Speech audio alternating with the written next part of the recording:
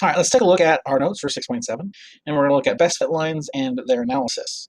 So we're going to draw a line of best fit from a scatter plot. That's one thing we're going to be able to do after this lesson. And we're going to be able to determine and analyze the correlation of data given that scatter plot. Okay, so those are the two things that we're going to be able to do today. Let's start with the first one. We're going to draw a line of best fit from a scatter plot. So usually there is not a single line that passes through all of the data points. So you have to try to find the line that best fits data as shown to the right. This is called the best fitting line or line of best fit. Okay. Given the data, the best fit line should split the data to close in half as possible while following the slope of the data. So if we look here, this line follows the slope of the data. It's all going down as we go left to right. And we have about half on this side and about half on that side. Line of best fit. You may have done this in science class already, but this is how we're going to use the math side of it now.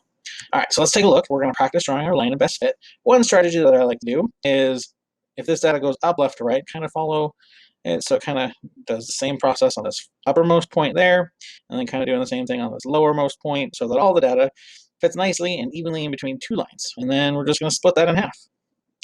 Okay, and there we go. We're going to erase that, and then erase that, and there's our line of best fit. So let's try that again on this one. Okay, kind of find a general slope between all these points. Okay, it all kind of goes down that way, nice and evenly, and then we're just going to go right in between there, and there we go. Line of best fit. Going to erase these outside. Those are not necessary. Those are just guidelines. All right, so if you look at this one, kind of all the points kind of go in this direction. This guy's an outlier. I'm not going to kind of include him. He's kind of weird. And then we're going to go this way. Doesn't have to go through the points, but now we're going to split them in half. And there we go. Line of best fit. All right. Let's take a look and identify the correct line of best fit. So looking at these, I'm going to start with A. Looking at line A. I'm going to draw it in so you guys can see it. All the points are up here, and only a few are down here.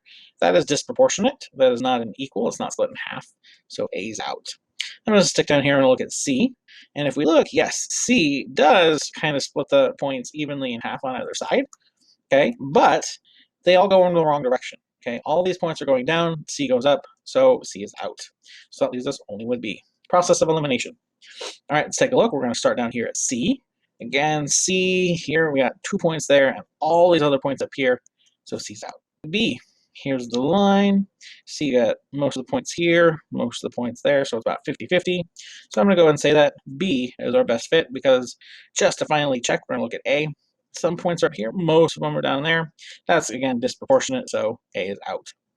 So it just looks like B for both of these is the line of best fit. Okay, let's look at this, and we're going to see about identify and explain the slope and y-intercept in context of our situation. So we're going to look at y equals 0.92x plus 10.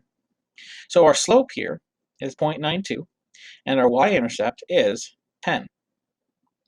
Okay, so if we look at our slope, we're going to look at that first. It is 0.92, but we need to put units on there. Remember, our slope, m, equals y over x. Okay, so our slope is our y over our x units. So our y is our score on the final over minutes studying. So instead of thinking of it as that fraction, we're going to rewrite it as a nice sentence. So we have score on final per minute studying. Oops. All right, so we're going to interpret this in context of the situation. So our slope is positive, so that means that we have this. Our score increases. I'll actually do this. That's our score. Our score on the final increases per, oh, we got to put a unit in there, 0.92 points per minute studying. Okay, that's the slope in context of the situation. Let's look at our y-intercept. Our y-intercept for this problem is b equals 10, but that is really the point 0, 10. And you guys got to remember, okay, you guys have to remember that 0 in the x and this is our y. So remember, our x is minutes studying, and y is our score. So putting that into a sentence, we can say that we're going to start with that. For 0 minutes spent studying,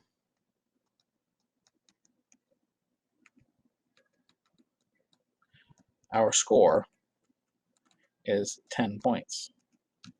Okay, that's what that means. We can spend 0 minutes studying and we'll at least get 10 points. That's not very good since most finals are out of 100. All right, and let's take a look at this next one.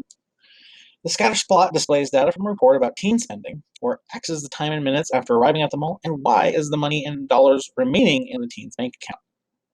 Given the function, negative 0.82x plus 90 is the best fit line for the given scatter plot. Identify and explain the slope and y-intercept in context of the situation. All right, let's take a look. All right, and we're going to take a look at our equation again. We're going to look at y equals negative 0.82x plus 90. So we're going to start by looking at our slope. Okay, I'm going to use up some of the space over here. All right, our slope is negative 0.82, but remember we're going to have a unit, and our unit is y over x.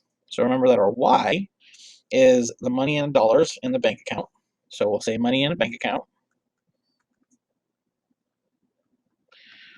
over our x unit, which is minutes at the mall. Okay, so then this translates into negative 0.82 money in account per minute at the mall. Okay, but this is kind of a clunky sentence, so let's kind of rearrange things a little bit so it flows. All right, so we're going to actually move this guy to around there. So we're going to say money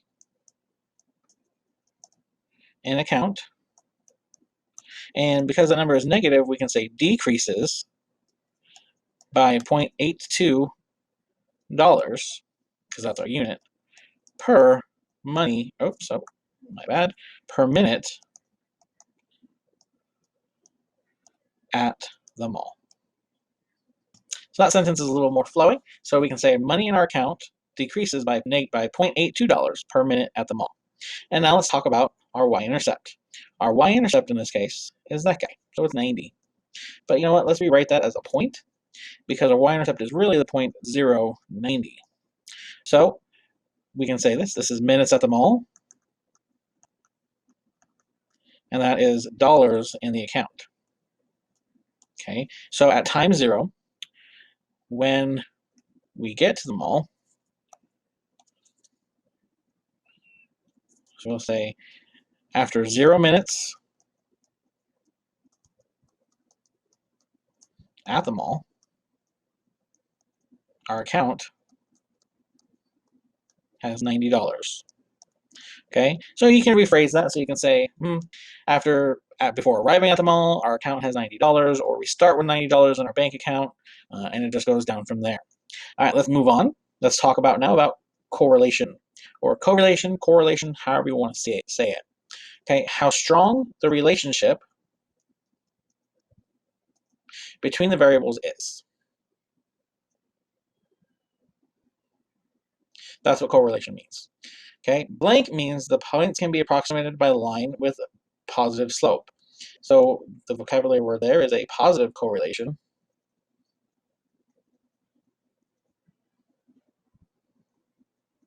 Means that the points can be approximated by a line with a positive slope. A negative correlation, or correlation,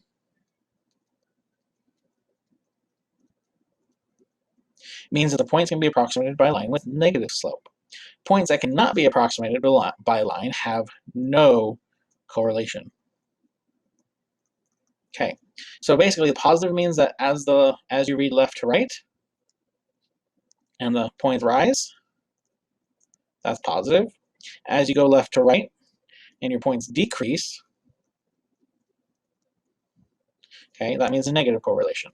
And if you read left to right and they're all over the place, that means no correlation. So let's look at these lines. Okay, let's start at the left and then look at the right. So we go left to right. We see these lines go up. So that means that this is a positive correlation. All right, this one, as we go left to right, these points all go down. So that is a negative correlation. And these ones, they're kind of all over the place, so that is no correlation. All right, let's have you try it. Okay, so what do you think am I going to say? We're going to start left to right. These all go down, so that's negative. Okay, these, as I go left to right, there's kind of no relationship, so that is no correlation. Okay, and left to right, these all go up, so that is positive.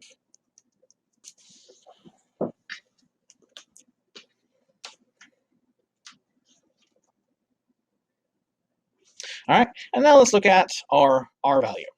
Okay, R represents the blank R relationships, or the blank represents if the relationship between the variables is positive or negative, and the blank represents how strong the linear relationship is.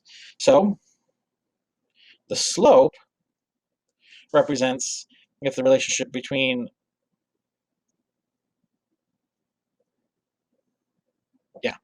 the slope represents if the relationship between the variables is positive or negative, and the value, oh, no, that's actually incorrect. The sign represents if the relationship between the variables is positive or negative, and the value represents how strong that relationship is. Okay, so let's kind of match some. All right, let's look at this way. This one is all spread over. So if we look at that, all spread over, they kind of all don't even go in any direction, so that is 0. So we'll put 0 here. Okay, this one, as we go left to right, it kind of decreases, so we're looking at a negative value. So it's either this one or this one, and they are kind of pretty close together. They're close to that line, so we'll call that 0.8. All right, and looking at this one, left to right, they kind of increase. They're not real clumped together, but they're more clumped than these other two. So it's a choice between these two. So I would say they're clumped together more closely, so that is 0.7. And if we look at these last two, left to right, we have a kind of a positive trend, but there are kind of, so these are kind of spread out, so we will call that 0.2. And these ones go down, although they're really weak, so we'll call that negative 0.3. One thing you need to note about this is that the correlation is not the slope. The correlation coefficient is not the slope. Okay? The slope is how far the points drop as they go left to right. Okay? And how close they are determines the correlation coefficient. So if you look at all of these points, they have a correlation coefficient of 1 because they are all on the same line. Okay, right there, they're all on the same line, all on the same line, all on the same line. But their steepness, their slope is different. Okay, our slope is 1, so this goes up 1 over 1, up 1 over 1. This one is up 1 over 2, so it's gradually increasing, up 1 over 2, but they all have a correlation coefficient of 1. They are all directly related. Same thing over here. All these go down left to right and have a correlation coefficient of -1. So they are strongly related, but they have different slopes. This one decreases at a rate of -1/4, -1/2, and -1. Okay? So sketch a graph of a scatter plot that has a correlation coefficient of exactly 1, but the slope of the line of best fit is 3. So our slope is 3 over 1. So we're going to rise over run. So we're going to go rise up 3, okay, but run 1. So let's see what that looks like. I'm just going to go ahead and start anywhere. Okay, I'm going to start at 0. And I'm going to rise up 1, 2, 3 over 1. 1, 2, 3 over 1. So all the correlation coefficient means is that we plot a straight line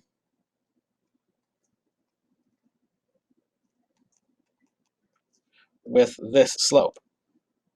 Okay, so sketch a graph of a scatter plot that has a correlation coefficient of exactly -1, but a slope of -1/3. So that means our slope of -1/3, okay, means -1 over 3, which is down 1, right 3. Okay, so I'm going to go at 0 again. It doesn't tell me where to start my line, so I'm just going to start at the nice point at 0. I'm going to go down 1, right 3, and repeat. Down 1, right 3, and there's my straight line. Boom. There it is. They're on the same line, correlation of -1, but that slope. Okay, now let's talk about residuals. The small distance from the data to the line of best fit, that is the residual. All right, if there are small residuals, then the data has a strong correlation.